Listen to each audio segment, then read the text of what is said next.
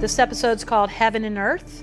It's written by Luke Scalehouse, a very talented writer. Heaven and Earth refers to a line that Jamie tells Fergus. You would move heaven and earth.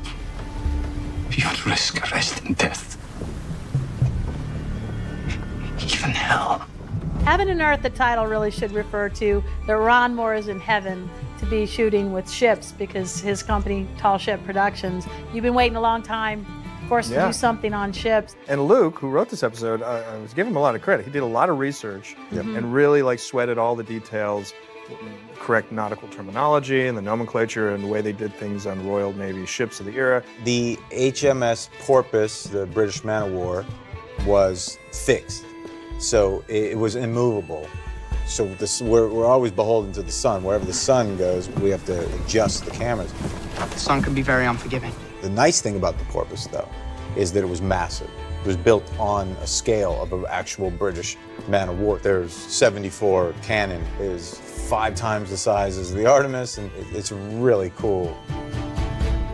A lot of professionalism in the Royal Navy came about in a later era. Terry, our costume designer, was talking about how uniforms were not as uniform as we think. Yeah. You know, what I thought of as naval uniforms of the Royal Navy were actually much later as well. So a lot of things were sort of still developing. I loved what Terry did with Claire in this episode. She looks very Katharine Hepburn-ish. Terry had a challenge to find something that would be comfortable for the actors, and yet they could be on the ship then and it would look authentic. I love the ponytail Claire's wearing for the first time. She just has a whole different look that I think really is cool for the ship episodes.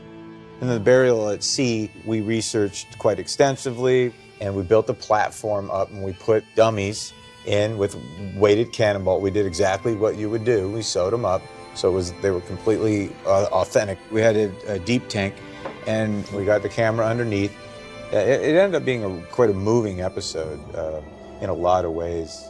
Elias, I think when he dies, I just dare you not to cry during that moment. Kat gives such a wonderful performance, as does the actor who played young Elias. The rabbit's foot, it goes right along with the theme that we're playing, that this is somehow tied to Brianna in a way. It could have been any talisman we chose, but we chose rabbit's foot because it kept the theme going of the rabbit from Culloden to the bunny in the crib. And you touch it through the season, and then when it'll finally pay off. But there's something nice when we plan it out like that and it comes to fruition.